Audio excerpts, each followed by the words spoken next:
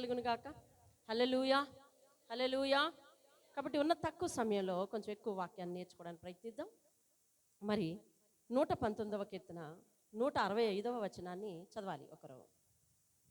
ప్రార్థన చేస్తాను ఈ లోపల. మహాగణుడా, మహోన్నతుడా, సర్వశక్తిమంతుడా, దేవా, నీ మాట, నీ శక్తిగల మాట మాకు వినిపింపచేసి ఈరోజు ఇక్కడికి చేరకముందు మా పరివర్తనకు, చేరి బయటకు వెళ్ళిన తర్వాత మిగిలిన జీవితంలో మా పరివర్తనకు గొప్ప తేడా తీసుకురండి నాయన. మార్పు తీసుకురండి. నీ మాట మా మార్పుకు కారణం అవ్వాలి. ఈరోజు సంఘానికి వచ్చిన ప్రతి ఒక్కరు కూడా నీ వాక్యం విషయంలో మార్పు చెంది వెళ్ళాలయ్యా. సహాయం అనుగ్రహించమని యేసు పరిశుద్ధ నామంలో అడిగి వేడుకుంటున్నాను తండ్రి. ఆమేన్, ఆమేన్. దేవునికి స్తోత్రం కలుగును గాక. హల్లెలూయా. కాబట్టి వాక్యాన్ని మనం పరిశీలించిన మీదట 119వ కీర్తన 165వ వచనంలో ఇలాగుంది. ఏమని? నీ ధర్మశాస్త్రమును ప్రేమించు వారికి ఎంతో నెమ్మది గలదట. దేవునికి స్తోత్రం. హల్లెలూయా. దేనిని ప్రేమించాలంటున్నాడు?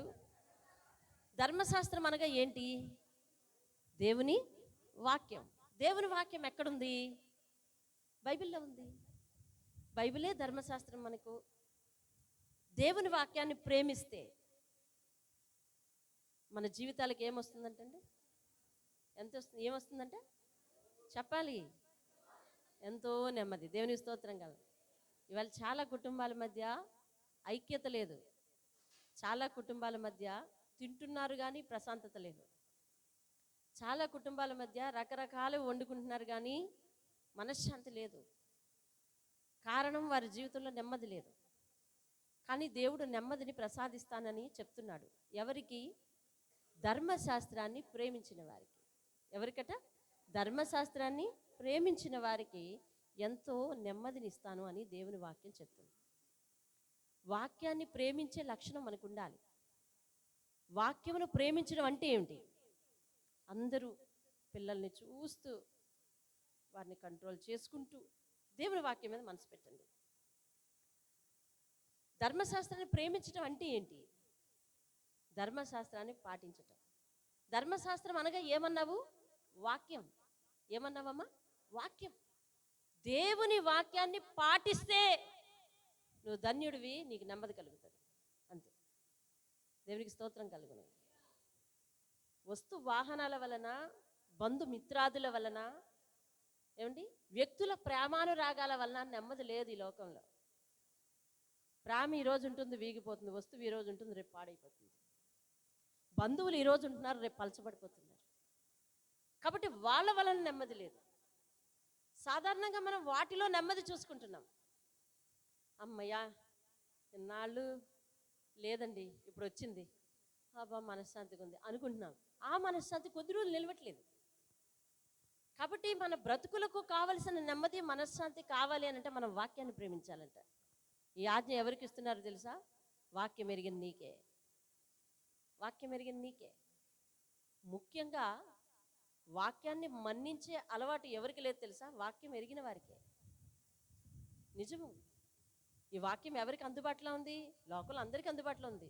ఎస్పెషల్లీ నీకు అందుబాటులో ఉంది కదా. నీకు అందుబాటులో ఉన్న ప్రతి వాక్యాన్ని నువ్వు పాటిస్తున్నావా?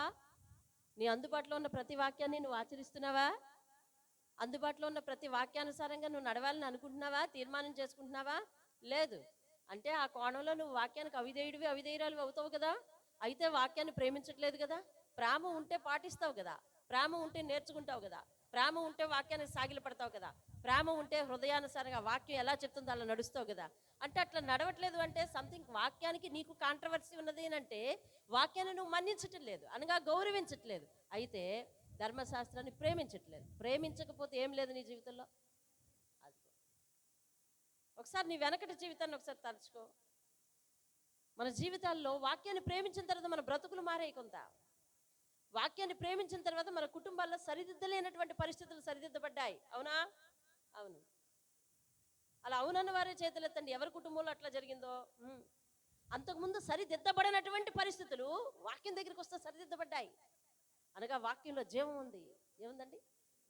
జీవము గల దేవుని మాటలవి, జీవింపచేయు దేవుని మాటలవి, శాశ్వత జీవానికి నడిపించే దేవుని మాటలవి వాక్యం అనగా.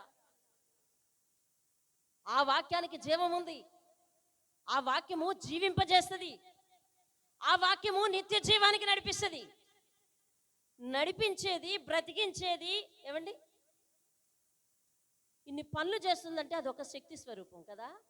ఆ శక్తియే దేవుడు. అందుకే వాక్యం దేవుడు అంటున్నాం. దేవునికి స్తోత్రం, హల్లెలూయా. అందుకే వాక్యం దేవుడు అంటున్నాం. ఒక శక్తి చేసే పనులు వాక్యం చేస్తుంది. ఆ శక్తి ఎవరు? దేవుడు. వాక్యం దేవుడు అని ఎవరు చెప్పారు? వాక్యం దేవుడు. అందుకే ఎవరో చెప్తే నువ్వు నమ్మద్దు. నీ జీవితంలో దాని శక్తి ప్రసరించినాడు నమ్ము. దేవుని స్తోత్రం. నేను మారననుకున్నాను, మారానని నీ జీవితం లేదా? నా పరిస్థితి మారదనుకున్నది మారింది అని లేదా? ఎక్కడికి వచ్చాక మారింది? వాక్యం దగ్గరకు వచ్చాక మారింది. దేవునికి స్తోత్రం. ఎక్కడికి వచ్చాక మార్చుకున్నారు. నువ్వు మారిస్తే మారారా? లేదు. లోకంలో ఒక సామెత ఉంది. గుర్రాన్నంట ఆ ఏటి వాగు దాకా తీసుకెళ్ళగలమంట, కానీ చెప్పాలి మీరు వింటున్నావా? నీళ్ళు తాగించలేం. తాగాలంటే ఎవరి మనసులో మార్పు రావాలి? గుర్రం మనసులో మార్పు. నీ బ్రతుకు మారాలి అంటే నీ మనసులోనే మార్పు రావాలి. వాక్యం దగ్గరకు వచ్చేసరికి, నీటి దగ్గరకు వచ్చాను, తాగకపోతే నా దాహం ఎట్లా తీరుతుంది? తాగకపోతే నేను ఎట్లా బ్రతుకుతాను అనే ఆలోచన మన హృదయంలో పుట్టిన రోజు అంతే, అది లోపలికి వచ్చేస్తుంది. దేవుని స్తోత్రం. నీరు నువ్వు తాగకపోతే రాదేమో కానీ వాక్యం, ఈ వాక్యం దగ్గరకు వచ్చాను కదా, ఎలాగా ఈ వాక్యం వినకపోతే నా బ్రతికెలా సరిపడుతుంది, ఈ వాక్యం వినకపోతే నా బ్రతికెలా బాగుంటుంది అని నువ్వు ఆ తలంపుని మనసులో పుట్టంగానే వాక్యం నీ లోపలికి వచ్చేస్తుంది. దేవుని స్తోత్రం, హల్లెలూయా. ఆ వాక్యం నీ లోపలికి వచ్చేస్తుంది. నీ లోపల శక్తికరమైన కార్యాలు జరిగిస్తుంది. దేవునికి స్తోత్రం. వాక్యాన్ని ప్రేమించకపోతే మార్పే లేదు. మారకపోతే నెమ్మదే లేదు. మారకపోతే ఏమీ లేదండి, నెమ్మది లేదు. యేసుక్రీస్తు సాతానుతో ఇట్లా అన్నాడు, మనుషుడు రొట్టె వలన మాత్రం కాదు, దేవుని నోట నుండి వచ్చు ప్రతి మాట వలన జీవిస్తాడు. దేవుని నోట నుండి వచ్చు ప్రతి మాట ఏమిటది? వాక్యం. వాక్యం వల్ల నువ్వు జీవిస్తావు. వాక్యం వల్ల నీకు దీర్ఘాయువు, వాక్యం వల్ల నీకు నెమ్మది, వాక్యం వల్ల నీకు అభివృద్ధి. అటువంటి వాక్యాన్ని నువ్వు చదువుతావు అసలు? దేవుడు ఈరోజు నిన్ను అడుగుతున్నాడు, ఈరోజు ఉదయం లేచి బైబిల్ తీసినావా? ఈ ఆదివారానికి ఒక ఈక్వేషన్ వేస్తాం మనం, తెలుసెంత? రోజు చర్చికి వెళ్ళాం కాబట్టి బైబిల్ తీసి చదువుతాం. ఇవాళ చర్చిలో బైబిల్తో 2.5 గంటలు ఉంటాం. ఇవాళ ఎందుకు బైబిల్ ప్రత్యేకంగా? ఏమండి, మన ఈక్వేషన్లు చాలా గొప్పవి. ఏదది? అతనెవరు? పైథాగరస్ కూడా అంత చెక్కు. అటువంటి ఈక్వేషన్ వాళ్ళే. ఏమండి, ఐన్స్టీన్ చెప్పాడు కదా ఒక ఈక్వేషన్, దాని గురించి లోకం అంతా బుర్ర పీక్కున్నది. ఏమండి, ఆయన కూడా అంత పట్టావు. ప్రతిరోజు గంట ప్రార్థన చేద్దాం అనుకున్నాం.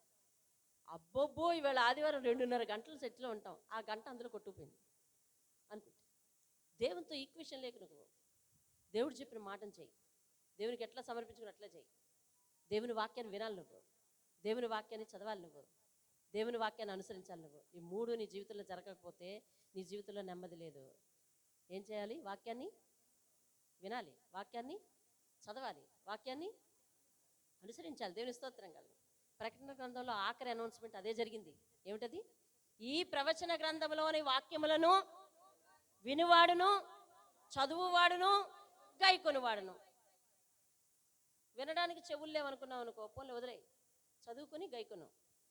చదవటానికి చదువు రాదండి అన్నావు అనుకో, పోను వదిలే, పాటించు. ప్రతి వ్యక్తికి అందుబాటులోనికి తేబడింది బైబిల్. దేవుని స్తోత్రం కలుగును, హల్లెలూయా.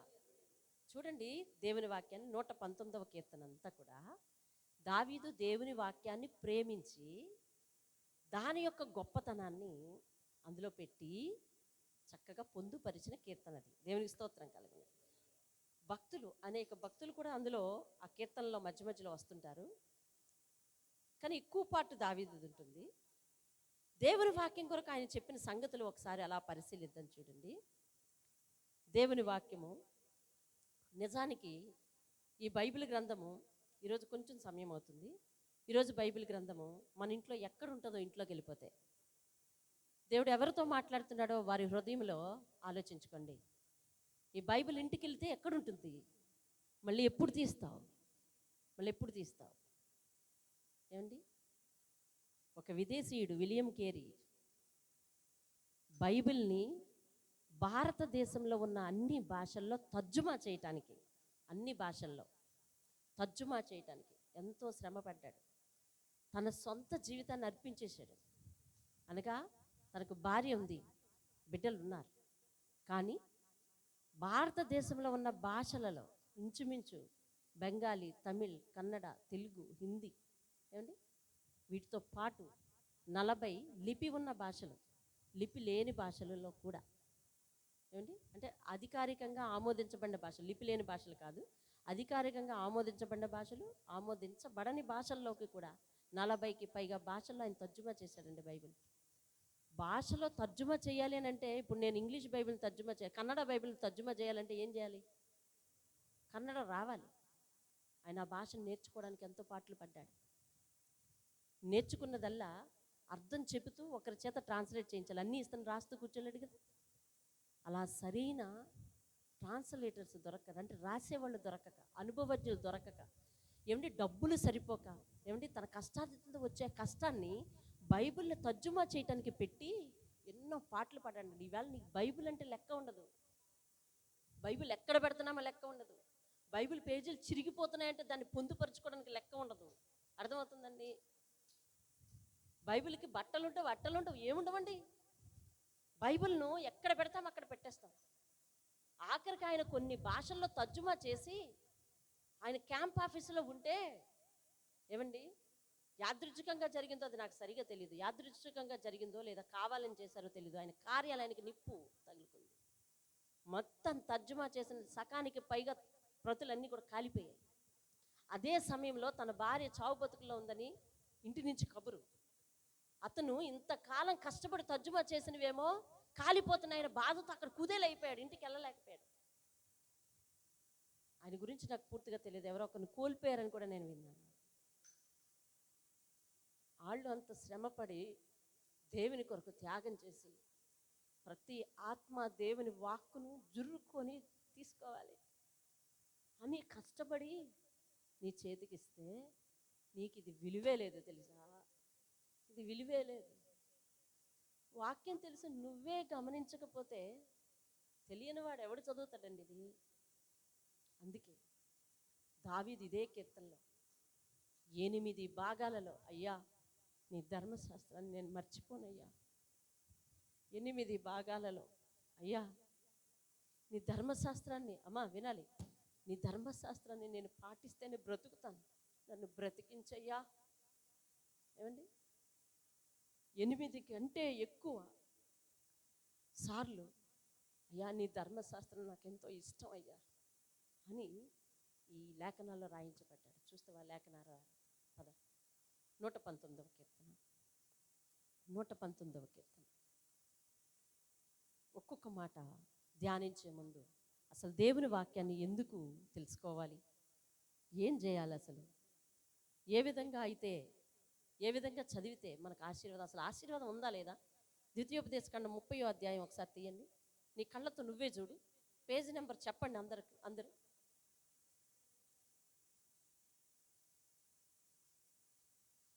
అందుకే ఇది రొట్టి ద్రాక్షరసం ఉన్నప్పుడు పెట్టుకుందామని అనుకుని దేవుని వాటని నేను వాయిదా వేయకూడదు. కిందటి వారమే వాయిదా వేశాను, ఈ వారం రొట్టె అనుకుని. కాబట్టి కొంచెం సమయం పడుతుంది. చూడండి 30వ అధ్యాయము 9 నుంచి 15 వచనాలలో దేవుడైన యెహోవా ఏంటండి, జాగ్రత్తగా వింటూ చదువు. చేతి పనులన్నిటి విషయములోను, నీ గర్భఫల విషయములోను, నీ పశువుల విషయములోను, నీ భూమి పంట విషయములోను మేలగునట్లు వర్ధిల్ల చేయును. దేవుని స్తోత్రం. ఎందెందులో వర్ధిల్తావటండి? చేతి పనుల్లో, గర్భఫలములో, పశువుల విషయంలో, భూమి పంట విషయంలో మేలు. దేవుని ఆజ్ఞలు పాటిస్తా. ఆజ్ఞ అనగా ఏమి? వాక్యము. వాక్యం ఆజ్ఞ అంటే ఏంటండి? వాక్యం. దేవుని స్తోత్రం కలుగు. అందుకే దేవుడు కింద బతిమాలతో రాస్తాడు అదే వచనాల్లో నువ్వు కిందకి వెళ్తే, అది నువ్వు ఎందుకు పాటించలేకపోతున్నావు? అది కఠినమైనది కాదు, అది దూరమైనది కాదు అని. వాక్యం చూడయ్యా, వాక్యం చూడు, వాక్యం చూడు. బైబిల్ ఉందా? వాక్యం చూడాలి. అది కఠినమైనది కాదు, దూరమైనది కాదు. దానిని విని గైకొనడానికి అది ఆకాశం లేదు, ఆకాశంలో లేదు. ఎవరయ్యా ఎక్కి తెస్తారు నాకు అని అనుకోవడానికి లేదు. మీ ఇంటికి వెళ్ళిపోయిన తర్వాత, అయ్యో బైబిల్ ఆకాశం మీద ఉంటుందండి, ఎవడండి కింద దించేది, నేను ఎలా చదివేదండి అనడానికి లేదు. అది సముద్రం అవతల లేదు. ఎవరు అవతలకు పోయి బైబిల్ని తెస్తారు అని అనుకోవడానికి ఎక్కడుందంటే తెలుసా? సమీపముగా. చెప్పు, నీ బైబిల్ ఎక్కడుందో చూపించు దేవునికి ఒకసారి. ఎక్కడుంది నీ బైబిల్? చూపించు దేవునికి. సమీపంగా ఉంది అంటే నీ ఒడిలో ఉంది, నీ హృదయంలో ఉంది, నీ నోట ఉన్నది. దేవుని స్తోత్రం కలుగున. అంత చేరువుగా ఉన్న దేవుని శక్తిగల వాక్యాన్ని మనం నిర్లక్ష్యము చేస్తా ఉన్నాం. అది తప్పిదము. దేవునికి స్తోత్రం కలుగు. తప్పిదము. ఏమండి, ఒకరు బైబిల్ చదవమని నీకు చెప్పకూడదు. నీ జీవానికి చదవాలంతే, నీ ఫలింపుకి చదవాలంతే, నీ ఆరోగ్యానికి చదవాలంతే, నీ సంతానం కొరకు చదవాలంతే, నువ్వు చేసే వ్యాపారం కొరకు చదవాలంతే, నీ గర్భఫలం కొరకు చదవాలంతే. చదవాలి. దేవుని స్తోత్రం. పాటించాలి, పాటించాలి. అదిగో దేవుని వాగ్దానమేనాది. దేవుడు మాట్లాడే మాటలే కదా అవన్నీ. దేవుని స్తోత్రం కలుగునుగాక. హల్లెలూయా. సాధారణంగా మనం పిల్లలతో కలిసి కూర్చున్నప్పుడు ఏమండి, వాళ్ళతో ఏమేమి మాట్లాడతామో ఒకసారి జ్ఞాపకం చేసుకోండి. మీ ఇంట్లో కల్చర్ మీరు జ్ఞాపకం చేసుకోండి. కూర్చున్నప్పుడు ఏమండి, ఏవేవో సాధారణంగా మరొక విన్నపం చేస్తున్నాను. భార్య భర్తలు ఇద్దరు ఒకవేళ గొడవాడుకుంటే పిల్లల్ని మధ్యలో వాడకండి, పిల్లల్ని మధ్యలో వాడకండి. మీ నాన్నతో చెప్పు, టీ అక్కడ పెట్టానని చెప్పి మీ నాన్నతో చెప్పద్దు. సతీష్ అన్న గారు బోళ్ళని ఉదాహరణలు చెప్తారు ఇందుకే. ఏమండి, ఒక డ్యూటీకి వెళ్ళాలంట, ఆఫీస్కి వెళ్ళి ఇంటర్వ్యూకి వెళ్ళాలంట. 5 గంటలకు నన్ను లేపు అని మాట్లాడు, కాగితం అంటించాడు అక్కడ. 5 గంటలకి లేస్తాను, లేచి నీకు టిఫిన్ రెడీ చేస్తాను, కిచెన్లో ఉంటుంది, తినేసి వెళ్ళు అని ఈవిడ కాగితం అంటించింది. 2 కాగితాలు ఎవడు చూస్తాడు? ఎవరు లేకపోతే పోయిందాడు ఉద్యోగం. ఏమండి, సరదాగా తీసుకోవద్దు. అందుకనే నేను ఎక్కువ మధ్య మధ్యలో ఏమీ చెప్పను, విను. కుటుంబాలలో పిల్లలందరూ కలిసి కూర్చున్నప్పుడు ఏం మాట్లాడుతున్నావు వాళ్ళతో? అవతల వాళ్ళ ఇంటి గురించి మాట్లాడుతున్నావా? అవతల వాళ్ళ సంసారం గురించి మాట్లాడుతున్నావా? ఏమండి, పిల్లల ముందు కూర్చొని ప్రపంచంలో అందరితో మాట్లాడేస్తున్నాం. దీంతో ఏం మాట్లాడుతున్నావు, ఎలా మాట్లాడుతున్నావు అన్నీ కూడా ఆడుకుంటూనే ఉంటారు. చెప్పలతో నీపై చేయి వేస్తూనే ఉంటారు. ఏమండి, వాళ్ళు మిమ్మల్ని బట్టి చాలా గూఢాచారులు. జాగ్రత్త వాళ్ళ గురించి. అర్థమైందా? మీ ఇంటి గుట్టు ఎప్పుడైనా రట్టవ్వాలంటే వాళ్ళే. కాబట్టి జాగ్రత్త వాళ్ళ దగ్గర. ద్వితీయోపదేశకాండం 6వ అధ్యాయం 6, 7, 8 వచనాలు ఏం చెప్తుంది తెలుసా? నీవు నీ పిల్లలతో నీ ఇంట కూర్చుండునప్పుడు, లేచినప్పుడు, నడిచినప్పుడు, పడుకుండునప్పుడు నీ పిల్లలతో దేవుని ఆజ్ఞల గురించి, వాక్యం గురించి మాట్లాడాలి అంటది. ఈరోజు విన్న వాక్యం గురించి అమ్మగారు చక్కగా నిద్రపోతున్నారు అండి. అందుకే గోడ కావాల్సి వచ్చింది. కుర్చీ మీద కూర్చోండి అమ్మా అన్నాను, నడువు నొప్పి తగ్గుతుందంటే. ఏం మాట్లాడుతున్నావు నీ పిల్లలతోటి? కూర్చుంటున్నప్పుడంట, లేచినప్పుడంట, పడుకున్నప్పుడు కూడా చెప్పాలి. నువ్వు విన్నది ఒక కథలా చెప్పాలి, నీ జీవితం ఒక కథలా చెప్పాలి, దేవుడు చేసిన మేలు ఒక కథలా చెప్పాలి వాళ్ళతో. దేవుని మాటలే మాట్లాడాలంటే. దేవుని స్తోత్రం కదా. దేవుని వాక్యం మాట్లాడమన్నాడు. దేవుని మాటలు మాట్లాడినవు పోని సగం అభివృద్ధి చెందినట్టే మనం. ఇంకేమంటా ఉన్నాడు తెలుసా? సూచనగా వారికి వాటిని ఏం చేయాలంట?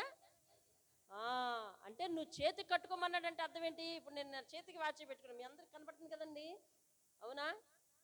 వాక్యాన్ని సూచనగా కట్టుకోవడం అంటే అర్థం ఏంటంటే వాక్యాన్ని నువ్వు పాటిస్తున్నట్టుగా వారికి తెలియని. దేవుని స్తోత్రం. హల్లెలూయా. ఆదివారం నాడు ఎంత పని వచ్చినా బాబాయ్ బాబాయ్ బాబాయ్ అని బైబిల్ పట్టుకొని పారిపోయామనుకో, వెనకతల పిల్లడు చూస్తాడు, ఓహో ఇలా పారిపోవాలి కావాలా, కిందటి వారమో ముందటి వారమో దేవుడు మాట్లాడాడు మనతో. పిల్లలు నిన్ను చూసి నీ బలహీనతలో మానేస్తే వాళ్ళు ఏమని రాసుకుంటారు, ఓహో ఇలా మానేయాలన్నమాట రూలు ఇది అంటారు. తర్వాత అంటే ఏమంటారంట, తర్వాత ఏదో చెప్పాడు దేవుడు. మరి మీరు విన్న మీకే తెలియాలి. నేను వీడియో ఓపెన్ చేసి చూసుకోవాలి దేవుడు ఏం మాట్లాడాడో. మళ్ళీ అవన్నీ ఓపెన్ చేసి చూసుకుంటాను, కానీ నాకు వాక్యం లేదు ఏమండి. ఆ తర్వాత అది ఏమైందంటే కమాండ్మెంట్ అయిపోయిందంట, అంటే ఆజ్ఞ అయిపోయింది. దీని స్తోత్రం కాదు. ఆ కమాండ్మెంట్స్ ఆ తరువాత వాళ్ళ జీవిత కాలంలో వాళ్ళకు కావాల్సినట్టుగా అమెండ్మెంట్ చేసుకుంటారు. అర్థమవుతుంది నీకు? అంటే అర్థం ఏంటో తెలుసా, సవరించుకుంటారు. రాజ్యాంగంలో ఉన్న కమాండ్మెంట్స్ అన్నింటినీ కూడా అమెండ్మెంట్ చేసుకుంటున్నారు కదా. అంటే ఏం చేసుకుంటారు, సవరించుకుంటున్నారు. కాబట్టి సవరించుకుంటారు. అలా చేయకు. అర్థమవుతుంది? వాళ్ళకి అనుకూలంగా సవరించుకుంటారు. అలా చేయొద్దు. చూసావా, వాళ్ళకి నేర్పాలి అంట. కాబట్టి ఇటువంటి అద్భుతమైన వాక్యము అదే ద్వితీయోపదేశకాండం 30వ అధ్యాయము 15 కిందకెళ్ళి చదివితే, జీవమును మేలును, మరణమును కీడును, 19వ వచనానికి వెళ్ళిపో. జీవమును మరణమును, శాపమును ఆశీర్వాదం నీ ఎదుట ఉంచాను.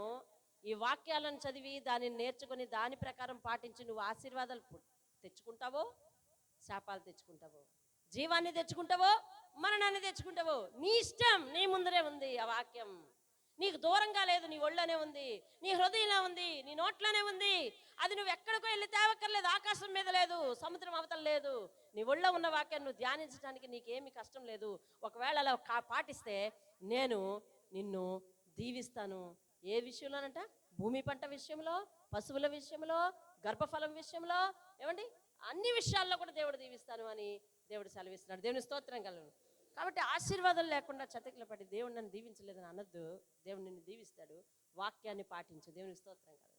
రైట్, ఇది 119వ అధ్యాయంలో కొన్ని సత్యాలు చూసుకుంటూ వెళ్ళిపోదాం. చూడండి, దేవుని వాక్యాన్ని పైన వారికి ఉన్న ప్రేమను ఎలాగ వర్ణించారో నేను ఇందులో 175 వచనాలు, 176 వచనాలు ఏమో ఉన్నట్టున్నాయి కదా. 176 వచనాలు, 176 అయినప్పటికీ అక్కడక్కడ దేవుని వాక్యం మీద ఆనాటి భక్తులకున్న ప్రేమ నువ్వు చూడు. నేను ఎక్కడెక్కడ ఫాలో అవ్వమంటున్నా అక్కడెక్కడ వాక్యాలు చూసేయి. వెళ్ళిపోదాం. 8వ వచనం, నీ కట్టడలను, దావీదు అంటున్నాడు దేవునితో, నీ కట్టడలు. నీ అంటే ఎవరితో మాట్లాడుతున్నాడండి? ఒక వ్యక్తి, దేవునితో కదా. దేవునితో మాట్లాడుతున్నాడు. అయ్యా, నీ కట్టడలను అనగా నీ పద్ధతులను నేను గైకొందును చాలు. 11వ వచనం 2వ లైన్. ఎక్కడుంచుకున్నాడంట వాక్యాన్ని? మన హృదయంలో దేవుని మందిరం దిగిపోయి వెళ్ళిపోయిన తర్వాత హృదయంలో వాక్యం నిలవ ఉంటుందా? ఎవరైనా ఏ పక్కింటమ్మో లేకపోతే ఇంట్లోనే ఒకరు రాకపోయినా ఈవేళ ఏం వాక్యం చెప్పారు అని అంటే, ఏమో బాబు ఏదో అరిశారు, ఆవిడ ఏదో అరిసింది కానీ నాకు అర్థం కాలేదు, ఆవిడ ఏదో అరిసిందండి ఏటో అర్థం అవ్వలేదు అని అనే పరిస్థితి రాకూడదు. అర్థమైందా? ఆ అరుపులేంటో ఒకసారి వినాలి. దేవుని వాక్యము హృదయంలో ఉంచుకోవాలంటండి. శ్యామ ఎక్కడ ఉంచాలి? హృదయంలో ఉంచాలి. కానీ ఈ హృదయంలో ఏమేమి పెడుతున్నాం తెలుసా? ఇది ఓపెన్ చేస్తే బోల్డ్, ఒక్కసారి తల దించుకుంటే ఇంకా తల ఎత్తనవసరం లేదు జీవితంలో. అర్థమైందండి? పుస్తకం అంటుందంట, నా దగ్గరకు వచ్చి తల దించుకుని నన్ను చదువు, నేను తలెత్తుకునేవాడిగా చేస్తాను అంటుందంట. ఫోన్ అంటుందంట, ఒక్కసారి నా దగ్గరికి వచ్చి తల దించుకో, ఇంకెన్నడు తలెత్తకుండా చేస్తానంటుందట. కానీ నేటి యువత ఫోన్ చెప్పిన మాట ఏంటుంది? తలెత్తుకొని జీవించిన అవసరం లేదని అనుకుంటుంది. అలాగే తలెత్తుకోకుండా అనేక జీవితాలు నాశనం అయిపోతున్నాయి కదా. అవును, ఫోన్ అంటుందంటే ఒక్కసారి తలదించుకో, నా దగ్గరికి వచ్చి తల ఎత్తేటట్టు చేస్తానేమో చూడు అసలు అంటుందంట. నిజమే, నీ అమూల్యమైన సమయాన్ని అంతటిని దాన్ని తిప్పుతా తిప్పుతా తిప్పుతా తిరిగి పడిపోయాడు ఇంకా అయిపోయింది. ఏమండి చూడండి దేవుని వాక్యాన్ని ఎట్లా ప్రేమిస్తున్నాడు. 11వ వచనం 2వ లైన్, నా హృదయంలో, సమయం అవుతుంది మీరు ఫాస్ట్గా రావాలి. 15వ వచనం, బైబిల్ ఉన్న వారందరూ చదవండి. నీ ఆజ్ఞలను. తర్వాత 16, నీ వాక్యమును నేను మరువక ఉందును. దేవా నీ వాక్యాన్ని మరవను అని అక్కడ ఒకసారి చెప్పాడండి. అక్కడ ఒకసారి చెప్పాడు. 16వ వచనంలో ఒకసారి చెప్పాడు మరవను అని చెప్పాడు. తర్వాత 18 పైన, నీ వాక్యమును బట్టి నేను నడుచుకుందును. 18 పైన, నీ వాక్యమును బట్టి నడుచుకుందును. 20, నీ న్యాయ విధుల మీద ఎలాంటి ఆశ అంటండి? మీ చేత ఎందుకు చదివిస్తున్నానో తెలుసా? మీరు పట్టుకోవాలి అవి వాక్యాలు. ఎడతెగని ఆశ అంటండి. మనకు వేటి మీద ఆశ ఉంది? దేని మీద ఆశ ఉంది చూసావా? ఏ విషయాల మీద నీ హృదయం ఆశ ఉందో ఆ వాక్యపు వెలుగులో నీ హృదయాన్ని పెట్టుకొని చూసుకో. 22 నేను నీ శాసనములను అనుసరించుచున్నాను. చాలండి. నేను నీ శాసనములను అనుసరించుచున్నాను. 24 మొదటి లైను. నీ శాసనములు నాకు సంతోషకరములు. 35 మొదటి లైను. నీ ఆజ్ఞల జాడను చూచి, ఆహా, వాక్యాన్ని పాటించడంలో ఆనందం వెతుకుంటున్నాడటండి. ఆనందాన్ని చూస్తున్నాడట. అంటే వాక్యాన్ని పాటించడం వలన అతని జీవితంలో వచ్చిన ఆనందాన్ని చూస్తున్నాడట. ఏమండి? తర్వాత 40 మొదటి లైను. నీ ఉపదేశములు,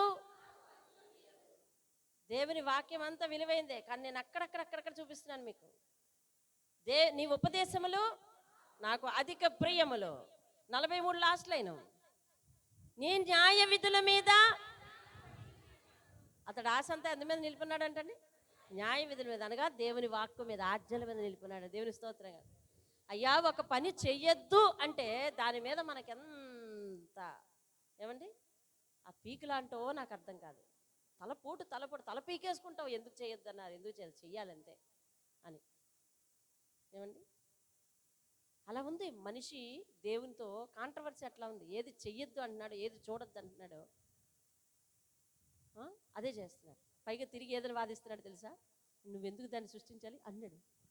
నువ్వెందుకు దాన్ని సృష్టించాలి? ఫర్ ఎగ్జాంపుల్, నేను ఒక గిఫ్ట్ ప్యాక్ తీసుకొచ్చి ఇక్కడ పెట్టాను అనుకోండి, సీలేసి ఉంది అది. ఇక నుంచి నేను వాక్యం చెప్తుంటే మీ అందరి దృష్టి అది, అందులో ఏముందో. ఇది నా స్వ అనుభవం అండి. మొన్న పిల్లలు ఫేర్వెల్ డే పార్టీ రోజు ఒక గిఫ్ట్ ఇచ్చారు. అది తీసుకొచ్చి ప్యాక్ ఇప్పలేదు, అట్లా పైన పెట్టాను. కరెక్ట్గా దాన్ని తిన్నగానే పడుకుంటాను నేను. అందులో ఏముందో 4-5 రోజులు అలాగే అయింది. ఇందులో ఏముందంట వాళ్ళు అంటే, ఏముంది అనుకునే బదులు ఇప్పి చూడొచ్చు కదమ్మా అంది. అవును కదా, ఇప్పి చూడొచ్చు కదా. అప్పుడు ఇప్పి చూశాను. యేసయ్య సిలువనిచ్చారు వాళ్ళు. దేవుని స్తోత్రం కదా. రైట్, అది కాదు. నేను ఇప్పుడు వాక్యాన్ని, ఏదో ఒక గిఫ్ట్ని అక్కడ ప్యాక్ చేసి పెట్టాను. ఏముందో, రే బాబు, మీరందరూ వచ్చి వాక్యం వినిపోండి, దానికి చూడకండి, అందులో ఏం లేదు. ఏం లేకపోతే అందులో ఎక్కడ ఎందుకు పెట్టాలి? అది ఎందుకు పెట్టాలి? ఎందుకు మనల్ని పరీక్షించాలి? అరే, మీలో ఎవరు దాని వైపు చూడకుండా ఉన్నారో, అందులో ఏముందో తెలుసుకోకుండా దాని మీద ఆశ లేకుండా ఉన్నారో, వాళ్ళే నిజమైన భక్తులు అన్నారు అనుకోండి. ఏంటది? పెట్టమన్నారు ఎవరు?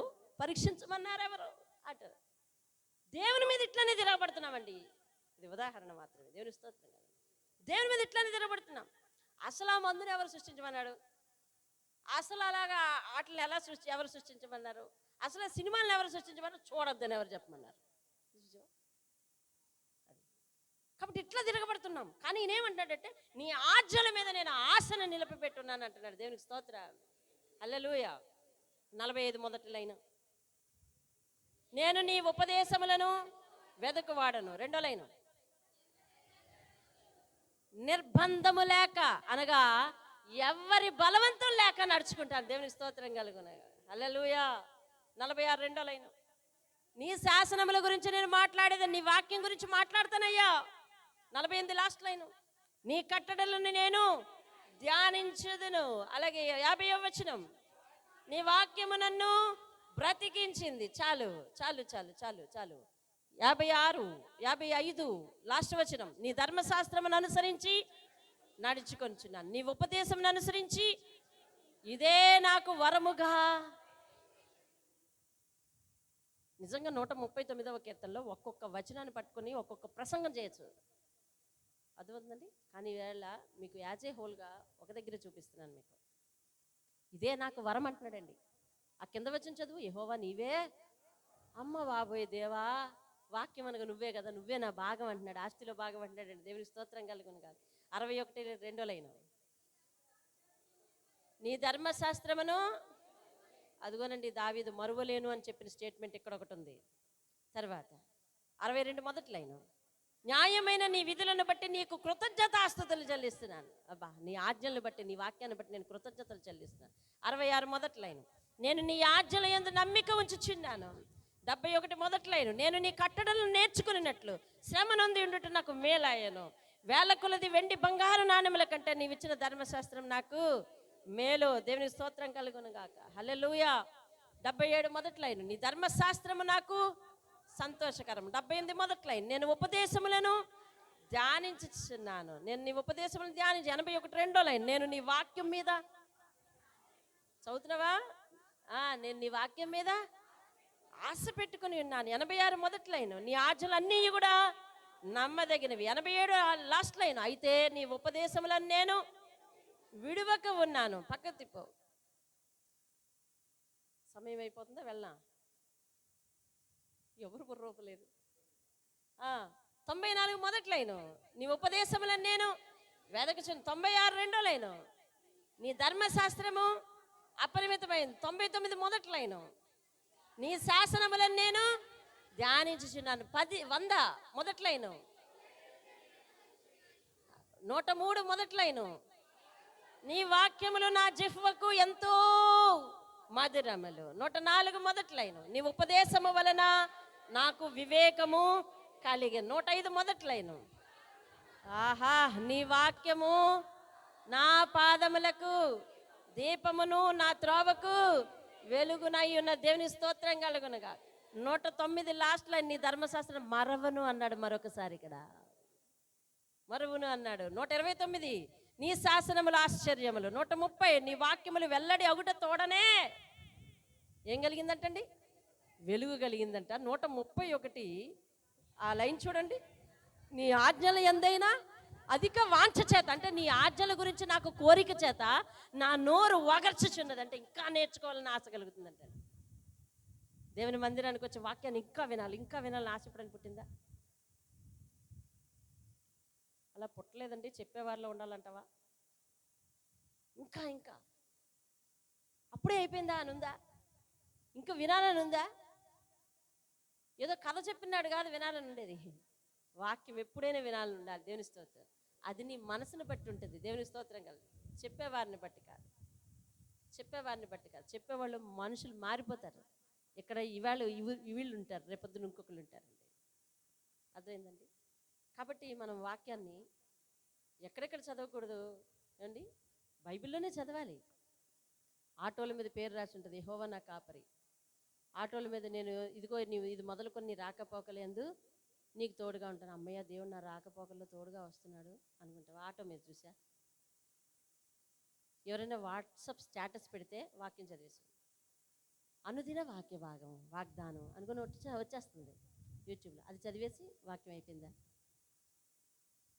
సెల్ ఫోన్లో వచ్చే వాక్యం, బోర్డుల మీద ఉండే వాక్యం, నీ ఇంటిలో ఒక క్యాలెండర్లో ఉండే వాక్యం, ఆ తేదీ రోజు ఉన్న వాక్యం, అది సరిపోద్దా నీకు? ఇతడు ఏమంటున్నాడు? నీ కట్టడలను ధ్యానించాలని నా ఆత్మ ఒగుర్చుచున్నదట, నా నోరు ఒగుర్చుచున్నది అంటున్నాడు. దేవుని స్తోత్రం కలిగి. హల్లెలూయా. 40, నీ మాట మిక్కిలి స్వచ్ఛమైనది. 143, శ్రమయు వేదనయు నన్ను పట్టి ఉన్నవి, అయినను నీ ఆజ్ఞలు నాకు సంతోషం కలగజేస్తాను. 144, నీ శాసనములు శాశ్వతమైన నీతి గలవి. 47, తెల్లవారక మునుపే మొర్ర పెట్టి తిని నీ మాటల మీద నేను ఆశ పెట్టుకున్నాను. దేవుని స్తోత్రం కదా. దేవుని వాక్యం మీద, దేవుని మీద ఆశ కలిగిన వారు ఇదిగో తెల్లవారినే మొర్ర పెడతారంట ఆయనకు. తెల్లవారి ప్రార్థన చాలా మంది జీవితాల్లో ఉండటం లేదు. ఉన్న మొక్కుబడిగా ఉండడానికి వీల్లేదు. లేవాలి. నీవిచ్చిన వాక్యమును నేను ధ్యానించుటకై నా కన్నులు రాత్రి జాములు కాకమునిపే తెరుచుకుందును. దేవుని స్తోత్రం కలుగునుగా. హల్లెలూయా. ఇంకా కొన్ని ముఖ్యమైనవి చూపిస్తాను, ఇంకా చాలా ఉన్నాయి. తర్వాత 157 చూడు, 157, మరచువాడను కాను, నన్ను తరుమువారు నా విరోధులు అనేకులు, అయినను నీ న్యాయశాసనము నుండి, అది ఎన్ని కష్టాలు నన్ను తరుముతున్నా నీ వాక్యం నుంచి నేను తొలగిపోవట్లేదు అంటున్నాడు. 153లో చెప్తాడు, నేను నీ ధర్మశాస్త్రాన్ని మరచువాడని కాను, నేను మర్చిపోను అని చెప్తా ఉన్నాడు. అర్థమవుతుందండి? 163 కాదు, 163లో రెండో లైన్, నీ ధర్మశాస్త్రం నాకు ప్రీతికరము. 165, నీ ధర్మశాస్త్రం ప్రేమించు వారికి ఎంతో నెమ్మది కలుగుతుంది. అవతల వైపు రెండో లైన్, నీ ఆజ్ఞలను అనుసరించి నడుచుకొనిచున్నాను, నీ శాస్త్రములను బట్టి ప్రవర్తించుచున్నాను. 172 రెండో వాక్యము, నీ వాక్యమును గురించి నా నాలుక పాడుతుంది. 171 రెండో లైన్, నా పెదవులు నీ స్తోత్రము ఉచ్చరించును. 173 మూడో లైన్ మొదటి లైన్, నేను నీ ఉపదేశములను కోరుకొనుచున్నాను. 174 రెండో లైన్, నీ ధర్మశాస్త్రం నాకు సంతోషకరం. ఒక్కొక్కటి ఎంత ఖరీదైన పదాలు ఉపయోగించాడు చూసారండి. నేను ఆశ పెట్టుకుని ఉన్నాను, నీ వాక్యం గురించి నేను ఒగర్చుకున్నాను అండి. అవి నాకు నిత్య సంతోషములు, ఆనందకరములు అంటున్నాను. దేవునికి స్తోత్రం కదా, హల్లెలూయా. కాబట్టి వాక్యం మీద నీకు అట్లాంటి ఆశ ఉంటే నీ జీవితానికి నెమ్మది వస్తుంది. వాక్యం మీద నీకు అట్లాంటి ఆశ ఉంటే నీ బ్రతుకు వర్ధిల్లుతుంది. నీ భూమి పంట, నీ పశువుల పంట, నీ గర్భ పంట అంత కూడా వర్ధిల్లుతుంది. వాళ్ళందరూ ఉన్నతమైన స్థితిలో ఉంటారు, నువ్వు ఉన్నతమైన స్థితిలో ఉంటావు. వాక్యం అందరి ఆశ, వాక్యాన్ని ప్రేమించాలి. వాక్యాన్ని చదవటం కాదు, కంటత చేయటం కాదు. ఎంతోమంది కంటత వచ్చిన వారి జీవితాల్లో వాక్యం నెరవేరదు తెలిసిన, ఎందుకంటే వాళ్ళు పాటించరు. పాటిస్తేనే నెరవేరుతుంది. దేవుని స్తోత్రం కదా. నీకు ఎంత మతిమరుపు ఉన్నా లేదా వాక్యం ఎక్కడుందో తెలియకపోయినా నువ్వు పాటించేదానివి అయితే, అంటే వాక్యాన్ని విని పాటించేవాడు అయితే కనుక దేవుని కృప నీతో కూడా ఉంటుంది. దేవుని స్తోత్రం కదా. మరి ఎవరైనా ఫర్ మోర్ యువర్ ఇన్ఫర్మేషను, మరువను అనే పదము 8 చోట్ల ఉంది. అక్కడక్కడ అడ్రస్లు రాసుకోవాలంటే రాసుకోండి. 16, 61, 83 నెంబర్లు వేసుకోవాలి గబగబా, మిగిలిన వారికి టైం అవుతుంది. అందుకని నేను 16, 61, 83, 93, 109, 141, 153, 176.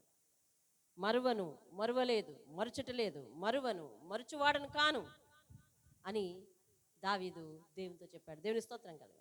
అలాగే వాక్యం చేత బ్రతికించు, బ్రతికించు అని ప్రాధేయపడ్డాడు. వాక్యం చేత బ్రతికించు, నీ మార్గంలో నడుచుకున్నట్లు బ్రతికించు, నీ కృప చేత బ్రతికించు, నీ మాట చొప్పున బ్రతికించు, నీ వాక్య విధులను బట్టి బ్రతికించు, బ్రతికించు బ్రతికించని 10 సార్లు మొరపెట్టుకున్నాడు. రాసుకో. 25, 37, 40 నెంబర్లు. 25 వచనంలో అనమాట. 37 పుస్తకాలు మీ దగ్గర ఉండవు కదా, నెంబర్లు వేసుకోవాలని ఆశ ఉంది కానీ లేదు. 25, 37, 40, 88, 107, 149, 154, 156, 159, 175.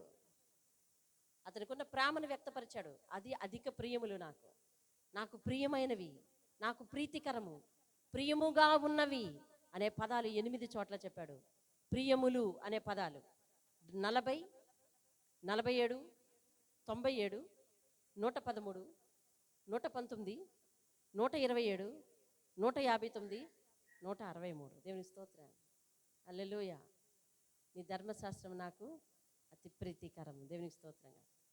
ఎవరైనా పుస్తకం తెచ్చుకోక రాసుకోలేకపోతే, స్పీడ్గా చెప్పేశారు రాసుకోలేకపోతే, మళ్ళీ నన్ను అడిగితే నా దగ్గర పుస్తకం ఉంది, ఇస్తా. దీనికోసం నేను కూర్చుని కుస్తీ పట్టడానికి ఏమండి రాత్రి 2:30 జామ్ అయింది. కానీ ఈరోజు నెంబర్ చెప్తున్నా, నువ్వు రాసుకోకుండా దిగమో గిట్టు చూస్తున్నావు నాకేసి. విలియం కేరీ కష్టం ఉంది, మన కష్టం ఎందుకు, నువ్వు ఓటికి కూడా పనికిరాదు. ఆయన కష్టపడి నీ భాషలోనికి తర్జుమా చేశాడు. దేవుడు అతను వాడుకున్నాడు. దేవుని స్తోత్రం కలిగింది. భారతదేశంలో ఉన్న 40 భాషల కంటే పెచ్చు భాషల్లో బైబిల్ అందుబాటులో ఉంది. ఎందుకు తెలుసా? వాక్యం ఎవరికి పరచబడి ఉండడానికి వీల్లేదు. ఇదే బైబిల్ నీకు హిందీలో దొరికితే చదువుతావు నువ్వు? చదువు. హిందీ వచ్చిన వాళ్ళు చదువుతారు, హిందీ మాట్లాడే వాళ్ళు, హిందీ వచ్చిన వాళ్ళు ఉంటారు కదా, వాళ్ళు చదువుతారు. మరి మిగిలిన సంగతి ఏమిటి? మిగిలిన వాళ్ళకి రక్షణ అందుబాటులోకి రావాలి. అందుకని దేవుడు ఒక వ్యక్తిని లేపుకున్నాడు. అతడు విలియం కేరీ. దేవుని స్తోత్రం కదా. జీవితాన్ని ఫలంగా పెట్టి బైబిల్ని తర్జుమా చేశాడు. 40 భాషలు పైగా అంటే ఆయన నేర్చుకోవడానికి ఎంతకాలం పట్టింది చూడండి ఒకసారి. వాళ్ళు ఎంత కష్టపడ్డారు, వాళ్ళ జీవితాన్ని ఎంతగా దారపోశారు. ఇదంతా కాదు, దేవుడు ఆ వ్యక్తిని ఉపయోగించుకున్నాడు. ముందు దేవుణ్ణి చూడు. ఎందుకు ఆ వ్యక్తిని లేపుకున్నాడు? ఎందుకు ఒక జీవితాన్ని అంతగా నలిపాడు? ఎందుకు ఒక జీవితాన్ని అంతగా తన వశం చేసుకున్నాడు? ఎందుకంత ఒక జీవితాన్ని అన్ని భాషలు నేర్చుకోవడానికి ఎంత నలిగిపోయి ఉంటాడండి. ఇవాళ నీకు నాకు వచ్చిన 2 భాషలు, ఒకటి రాయడం వచ్చు, ఒకటి రాయడం రాదు. అంతే కదా. మనకు 3 భాషలు తెలుసు, అవును కదా. చదువుకున్న వాళ్ళందరికీ 3 భాషలు తెలుసు. అందులో ఒకటి చదవడం వచ్చు, రాయడం రాదు. రెండోది చదవడం రాయడం రాదు, ఎండవే వచ్చు. మూడోది అసలు కూడా పలకలేము. ఇట్లాంటి పరిస్థితులు మనకున్నాయి.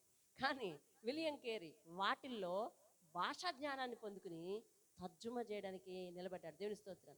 అసలు అతనిది కాదు గొప్పతనం, అతని దేవుడు అంతగా మలిచాడు. దేవుని స్తోత్రం. జ్ఞానాధారం ఆయనే, జ్ఞానం ఆయన దగ్గర ఉంది, లెస్సైన జ్ఞానం ఆయన దగ్గర ఉంది. అంత జ్ఞాన నిధిని విలియం కేరీ బుర్రలో పెట్టి అంతమంది జనాలకు ఇన్ని భాషలు మాట్లాడే వారికి అందుబాటులోనికి తెచ్చాడు. గొప్ప ఆయనది. దేవుని స్తోత్రం కలను. ఒక జీవితాన్ని ఎందుకు వాడేశాడు, ఒక్క జీవితాన్ని ప్రమిదగా ఎందుకు చేశాడు? అర్థమవుతుందండి? ఆ జీవితం కరిగిపోయిందండి, ఆ జీవితంలో సంతోషం లేదు. అనగా నీలాంటి నాలాంటి జలసాలు లేవు ఆయన జీవితంలో. నీకు నాకు కాసేపు కుదురుగా ఉండడానికి వీల్లేదు. ఇదిగో ఏమీ తోచట్లేదంట, ఇందులో తెగ తెగ తెగ అన్నీ వినేస్తున్నాం, అన్నీ చూసేస్తున్నాం, అన్ని పాటలు పాడిస్తున్నాం, అన్ని పాటలు ఓపెన్ చేసేసుకున్నాం. ఎందుకంటే ఇందులో అన్ని ఏ పాట కొడితే ఆ పాట వస్తుంది. అందులో 2-3 సార్లు ఆన్ చేసి వదిలేసాం అనుకోండి, దేవుడి పాటలు వరుసగా వచ్చాయి. దేవుడి పాటలే నేను మాట్లాడుతున్న దేవుడి పాటల గురించి. మీరు ఏమన్నా అనుకున్నారా? లేదు, మీ గురించి ఏం తెలియలేదు, పర్లేదు వినండి. ఇందులో ఆన్ చేసి వదిలేస్తే వచ్చేస్తున్నాయి. ఒక్క పాట రాదు మనకి. ఓ పాట చూడకుండా పాడు రాదు. అన్ని పాటలు వింటా ఉన్నాం, ఎన్ని వాక్యాలు వింటున్నామో. యూట్యూబ్లో మనకున్న సేవకులు అంతమంది కాదు. ఈ ఒక్క సేవకుని మాట కూడా పట్టుకోలేకపోతున్నాం. కారణం ఏంటో తెలుసా? వాక్యానికి ఉన్న విలువ నీకు తెలియట్లేదు. దేనికి స్తోత్రం. హల్లెలూయా. ప్రార్థన అయిపోయింది. అలా చివరావిని లేపి మనందరం ప్రార్థనలోకి వెళ్దాం. లేపి ఆవిడ పేరు తెలుసుకోవాలి ఈసారి నేను. ప్రార్థన చేద్దాం. చూడండి, మోకరించండి, సమయం అయింది. కానీ ఇంకా డీటెయిల్గా తెలుసుకోవాల్సిన వాక్యం ఇది. కానీ ఇది నువ్వు ధ్యానించుకో, వాక్యం మీద ఆశ పెంచుకో. ఆ వాక్యం నిన్ను దీవిస్తుంది. నీ గర్భఫలంలోను, గర్భఫల విషయంలోను, భూఫల విషయంలో, నీ చేతి పనులన్నిటిలోను, భూమి పంట విషయంలోను మేలగునట్లు వర్ధిల్ల చేస్తుంది. నీ ఇంట పడుకుంటున్నప్పుడు, కూర్చున్నప్పుడు, లేచినప్పుడు, త్రోవ నడిచినప్పుడు నీ బిడ్డలతో చర్చించు, మాట్లాడు. వారి వాక్యం చదవటానికి అవకాశం ఇవ్వు, ప్రార్థన నేర్చుకోవడానికి అవకాశం ఇవ్వు. అలా చేయాలంటే వాళ్ళకు ముందుగా నువ్వు చేయి. పిల్లలు మనకు చెప్పడం బహు దౌర్భాగ్యకరం. మనం వాళ్ళని భక్తి జీవితంలో నడిపించాలి. ఒకవేళ ఎవరింట్లోనే అటువంటి పరిస్థితి ఉంటే, అదేనా దేవుడు నీ మీద ప్రేమ కురిపించి నీ బిడ్డలను ముందు మార్చుకున్నాడేమో. అయితే వారి మాట వినాలి. ప్రార్థన చేద్దాం. మహోన్నతుడ, మహాగణుడ, సర్వశక్తుడ, దేవానికి వందనాలు చెల్లిస్తున్నాం. వాక్యం పట్ల ఆశ, వాక్యం పట్ల ఆసక్తి నేర్చుకుని, అయ్యా నీవిచ్చిన ప్రతి ఆశీర్వాదాన్ని వారు పొందుకోవాలి. చేతి పనుల విషయంలో, గర్భఫల విషయంలో, భూఫల విషయంలో, వారికి ఉన్న పశువుల విషయంలో, అన్ని విషయాల్లో వారు ఫలించాలి. మేలు కలుగునట్లు స్థిరపరచు. వాక్యాన్ని చదివే అవకాశం ఇవ్వు. చదవాలని ఆశ పెట్టుకోవాలి. చదవటానికి లక్ష్యాన్ని ఏర్పరచుకోవాలి. వాళ్ళు నిన్ను ప్రేమించాలయ్యా. వాక్యమే దేవుడు, దేవుడే వాక్యం గనక, దేవునికి ఉన్న ప్రతి శక్తి వాక్యానికి ఉంది గనక, వాక్యమే దేవుడై ఉన్నాడు గనక, వాక్యం అన్ని పనులు చేస్తుంటే దేవుడు మాత్రమే అట్టి పనులు చేయగలవాడు గనుక, దేవుణ్ణి నేను కలిగి ఉండాలని ఆశ కలిగి, నీ మీద ఆశ కలిగి, అయ్యా వాక్యాన్ని ప్రేమించి దాన్ని అనేక విధాలుగా చదవటానికి సహాయం చేయండి నాయన. అందులో ఉన్న ఆశ్చర్యమైన సంగతులు గ్రహించినట్లుగా నా కళ్ళు తెరువు అని దావీదు ప్రార్థన చేస్తున్నట్లు, అందులో ఉన్న ఆశ్చర్యమైన సంగతులు అనేకమైన వాళ్ళకి నేర్పున్నాను ఆయన. నిన్ను హత్తుకుని జీవించే అనేక మందికి వాక్యం అంటే ఇష్టం లేదయ్యా. కానీ ఈరోజు ఈ సత్యాన్ని బిడ్డలకు తెలియచేస్తున్నావు.